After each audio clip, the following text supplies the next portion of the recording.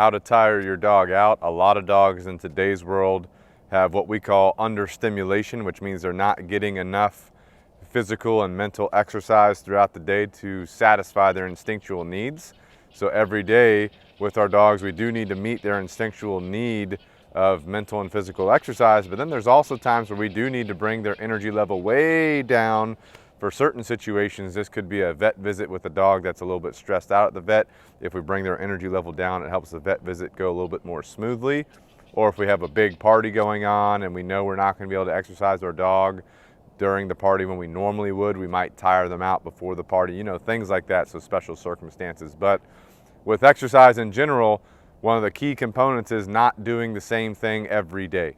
If you do the same thing with your dog every day, your dog's going to get used to that, and if it's too intensive exercise, sometimes your dog could possibly get injured from the repetitive motion of that exercise. So for example, if you like playing fetch with your dog and you're throwing the ball very intensely for your dog every single day, even multiple times a day, and your dog's just running back and forth, grabbing the ball, running back and forth, a lot of times this is going to cause injury to your dog, and it's not going to help them be used to different forms of exercise. And what they'll do is they'll get comfortable, and their body will get regulated to the standard of playing intense fetch every single day.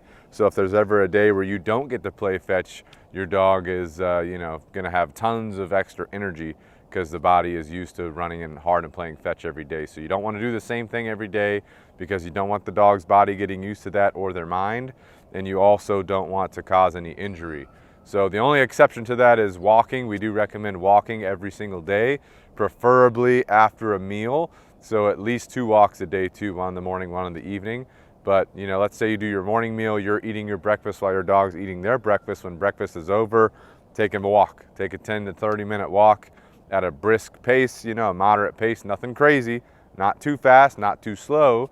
And that's going to provide that physical exercise for your dog. It also can provide mental exercise if you're doing it in a structured way, and it's going to help you and your dog's body digest the meal you just ate. So at least 2 walks a day is something that I would standardize for everybody. But outside of that, how else should you exercise your dog? Well, you got fetch for some dogs. You can play tug with your dog, a structured game of tug, right?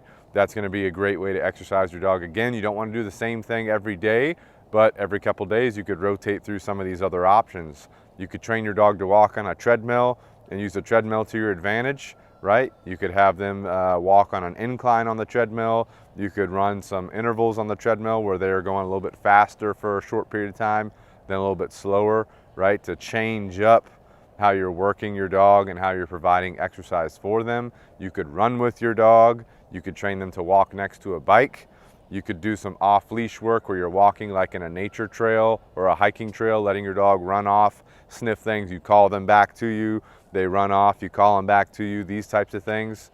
So these are great ways to provide physical and mental exercise for your dog. But some other options for the mental exercise could be teaching your dog how to wear a muzzle, even if they don't need to, right? You could still teach them how to go over there, put their face into the muzzle as a game, as a bonding game. You could also have your dog search for certain things. It could be searching for a ball, could be searching for food, something else, right? Depends, but that's a great way to mentally exercise your dog as well.